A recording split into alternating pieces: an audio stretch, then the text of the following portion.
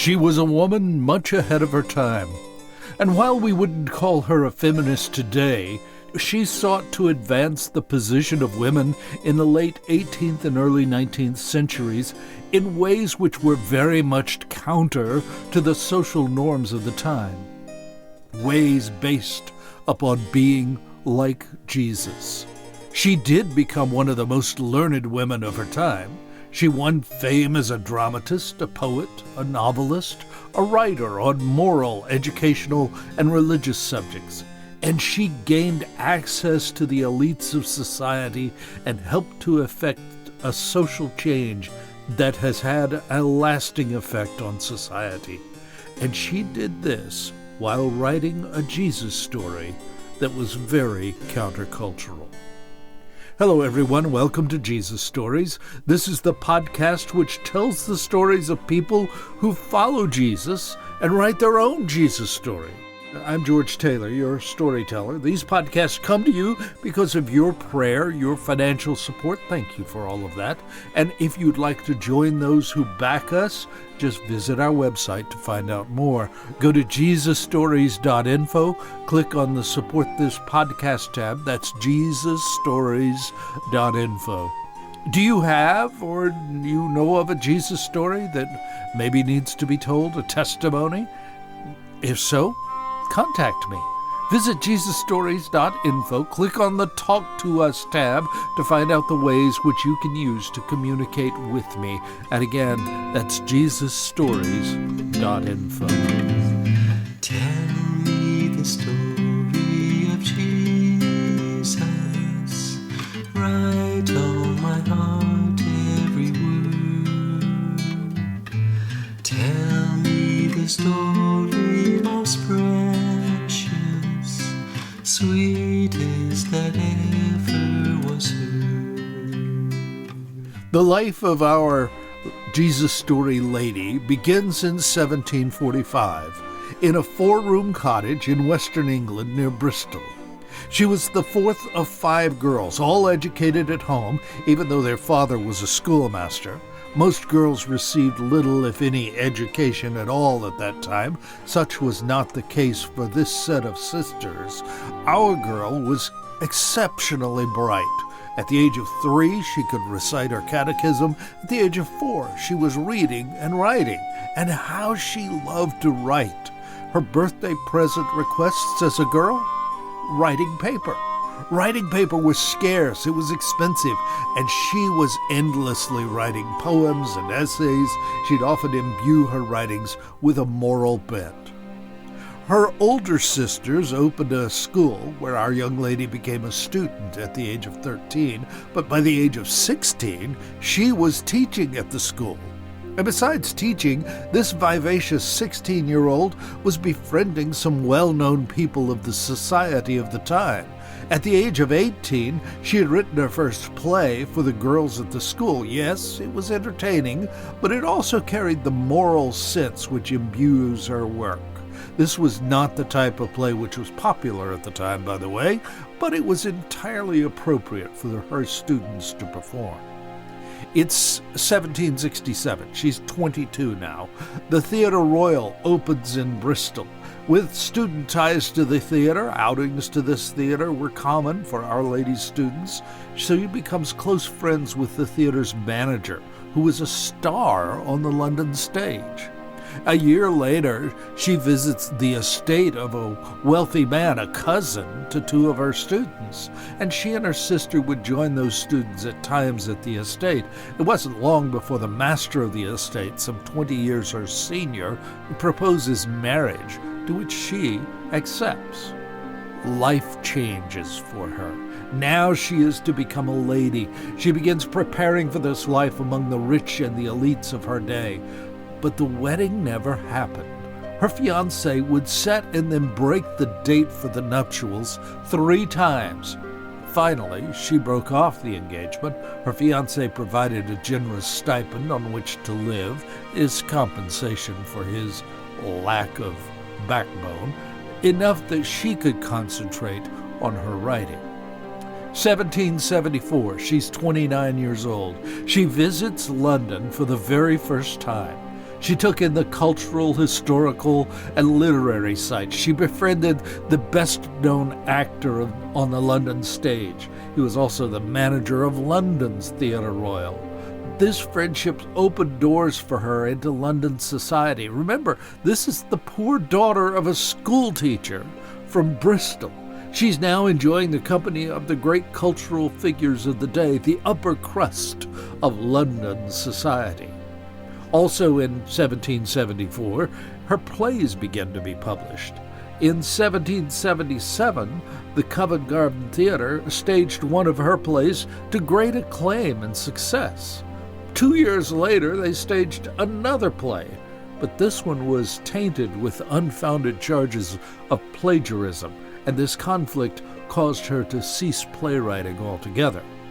Now, it was during this time that her faith in Jesus and her moral bent were less obvious than they would become. But they were a part of who she was, how she viewed the world, what she wrote, and while the elites of London were not serious about faith, she nevertheless accepted and loved them anyway. With the troubles over her last play, Our Lady begins a time of transition. She slowly withdraws from London and the fast life she had been a part of for the past 5 years. Her faith begins to take a more central role in her life. She became increasingly disenchanted with the trappings of high society and turned more fully toward the Christian faith she had assumed all her life, but not embraced with full intention. This transition really began with the reading of a book by John Newton. Now, you probably know his name and maybe even his story. He was a former slave ship captain who embraced Jesus, giving up the slave trade. Today, he is most commonly known as penning the favorite hymn, Amazing Grace. Newton's book, Cardiphonia, caused Our Lady to write this: "There is in it much vital religion, and much of the experience of a good Christian who feels and laments his own imperfections and weaknesses." To give up the theater was no small feat for her. She looked back on her years in London and lamented the pointlessness of much of what passed for life in London society. She did not turn her back on her writing. She knew the power of literature and understood that the culture of the day was more influenced by the arts than by legislation, not too differently from today. And like today, she received pushback from those who thought that the marriage of arts with Christian beliefs were to be mixing things of the world with the things of Jehovah God. This didn't dissuade her, however. I hope the poets and painters will at last bring the Bible into fashion, she said. In 1787, Our Lady met two of the great reformers in English history. She actually met John Newton, whom we've just mentioned before, and William Wilberforce. Now, we've talked about Wilberforce in a previous Jesus Stories episode. That's episode 3 of this 3rd season of Jesus Stories. I encourage you to go back and listen. Newton had a profound effect on Wilberforce in helping him to abolish the slave trade in England by encouraging him to remain in politics to effect legislative change from the inside. It was in 1787 that Our Lady met John Newton, and he helped to strengthen her faith. She also met Wilberforce. She wrote about that. "That young man's character is one of the most extraordinary I have ever known for talent, virtue, and piety. It's difficult not to grow better and wiser every time one converses with him." In 1788, Wilberforce decided it was time to bring a bill to Parliament to abolish the slave trade. Our Lady began working on a poem entitled Slavery to help sway public opinion and influence the voting on Wilberforce's bill. So the abolitionist movement was pushing not only in Parliament for a legal end to slavery, but also to sway the public to understand the wrong and the horrors of this trade. Her poem helped the average Briton to see the humanity of the African peoples for a first time. Most had seen the slave trade in an abstract way, an economic way. Now they could see the human side, the suffering, the infants and children being torn from their mothers. This led to hundreds of thousands of signatures on petitions against the slave trade, which were brought to Parliament and swayed its members to vote ultimately against the practice. Our Lady's view of the world also saw other evils in society too. Many Britons thought of themselves as Christians, but in practice they were pagans or agnostics. Church was a formality. There was no faith, no Jesus in their lives. So Our Lady wrote a book, Thoughts on the Importance and Manner of the Great to General Society. Now, it was understood that the actions of the elite affected the actions of the lower classes. So the goal was to make goodness fashionable. And in her writing, she compared the elites to Christ's betrayer, Judas. Pretty strong stuff, but due to her writing capabilities and her reputation, she could speak strongly and still be accepted. But there were changes afoot across the Channel which would affect England. The French Revolution resulted in the streets running red with French blood, and many of the ideas from France were beginning to be felt in England too. Our Lady was encouraged to use her writing gift to counter those ideas, so she created a pamphlet entitled Village Politics, published it under a pseudonym, and addressed the mechanics, journeymen, and laborers in Great Britain. But everyone wanted to read this pamphlet. It was credited with the prevention of revolution on English soil. In 1795, the success of Village Politics was encouragement to continue writing tracts. Now, using novels, stories, and songs, Thomas Paine wrote tracts which sought to undermine religious establishments and good government. Our Lady's tracts were written to counter Paine's ideas. They advised the poor in ingeniously homely language to cultivate the virtues of sobriety and industry, to trust in God and in the kindness of the gentry. They were also written to awaken the middle and lower classes to the humanity of the African population. A friend helped to subsidize the tracts so that they could be sold below the prices of other tracts, in fact, below cost. And within a year, she had sold over 2 million copies. One of Our Lady's greatest ministerial achievements came because of a visit from Wilberforce and his sister to her home. Nearby Cheddar Gorge was known for its beauty. Wilberforce made an excursion to the site and discovered the poverty of the villagers there. He proposed to Our Lady and her sister a solution. If they would help those villagers, he would cover the expense. Our Lady believed education to be a key to breaking the poverty in which these villagers were trapped. So she opened schools to train up the lower classes to habits of industry and piety. Yes, part of the curriculum for these schools would be in the scriptures. They were known as Sunday schools because they were taught on Sunday, the day which was an off day for these workers. First, she had to persuade the villagers to send their children to these schools. There was opposition to that, and also opposition from the wealthy and influential in the area. They were afraid that such an education would lead to an uprising like the one in France. But she needed their support, so she visited those opposed to solicit their support, and she was successful. In time, there were 300 children attending Sunday schools in Cheddar. Within a decade, 12 more schools had been set up. They added evening classes for adults and weekday classes for girls. And by the 1850s, 75% of all laboring class children under 15 were enrolled in Sunday schools. In addition, Our Lady and her sister distributed money, clothing, fuel, and food as prizes for their students in the schools, pensions for hardships, grants for communities suffering from economic hardships. 1799 comes around. 2 large events occur in Our Lady's life. First, her book, Strictures on the Modern System of Female Education, was published. In this tome, Our Lady walks the line between regarding women as frivolous creatures of mere emotion and sentiment and the notion of women's rights. This was the first of 3 books which challenged many of the current practices in education by the British upper class. She insisted upon the inculcation of Christian principles.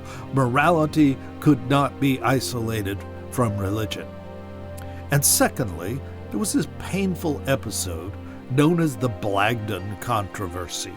At this time in England, there was a conflict in ideology between the Church of England and Methodism, the Christian branch established by the Wesley brothers.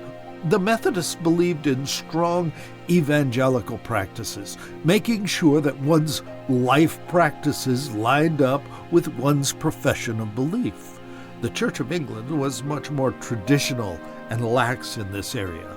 The Sunday schools Our Ladies had established were regarded, therefore, as seminaries of sedition. This controversy challenged her work with the poor villagers, and it actually diminished that effort. Into the 1800s, her writing continued, most of it moralistic. Her one and only novel was published anonymously in 1808, putting forth the idea that a marriage should be compassionate, based not on economic advantage or political prudence, but on personal compatibility. A radical idea for this day and time. In 1813, she assisted her friend Wilberforce in challenging how England should handle their trade with the East India Company. While England profited handsomely in this relationship, Wilberforce felt that it was England's obligation to help India. He wanted to have missionaries sent to the country to introduce education, better treatment of women, and other societal ideas to benefit the country, and that included Christianity. But this required a bill to be passed by Parliament. Our Lady wrote a letter anonymously to a newspaper arguing for the introduction of Christianity to India. This helped sway public opinion, and the bill was passed. Our Lady lost her sisters between 1813 and 1819. She still continued to write until her own death in 1833 at the age of 87. Just before her death, Parliament voted to abolish slavery throughout the British Empire, one of the great goals for her efforts in her life. So who was this lady? Well, her name is Hannah More. It's a name which I'd never heard before. I stumbled across a short biography of her. Miss More's influence was felt in the society of England and the policies of its government. Her faith grew over time, and it was felt in the writings in which she espoused the inclusion of Jesus into society. In fact, one author concluded that Miss More's writing influenced British society well into the era of Queen Victoria. Even today, in her native Bristol, one man says, "This was a visionary and talented woman who understood the importance of a solid start in life for young people, and how this will influence the impact they make on society in later years, in a time when women were rarely afforded the opportunity to influence society." Hannah More wrote her own Jesus story in being Jesus and speaking up when she had the opportunity. It's something we can all learn from today. These Jesus stories come to you thanks to your support and your prayers. Thank you for that. You can find out how you can help by visiting with us on our website, jesusstories.info. Click on the Support This Podcast tab. And what about you? Do you have a Jesus story to tell? Do you know of a Jesus story that needs to be told? A testimony of God's love and grace for your life? I'd love to hear it. You could write to me by visiting our website, jesusstories.info. Click on the Talk to Us tab. Now, I usually put up a Jesus Story Extra to go with this Jesus Story episode, but this episode's not going to have such a extra. I thought that I'd share some of Ms. Moore's writing with you, but it is written in a very 18th century style. It's dense to our ears, to our eyes of the 21st century, not to mention the fact that it is very difficult to even read aloud. So we're going to pass on the Jesus Story Extra this time. But I've got a new Jesus story for you next week, in 2 weeks rather. Join me then for the story of a bad politician who changed his ways. See you in 2 weeks. Tell me the story of Jesus. Write on my heart every word. Tell me the story most precious, sweet.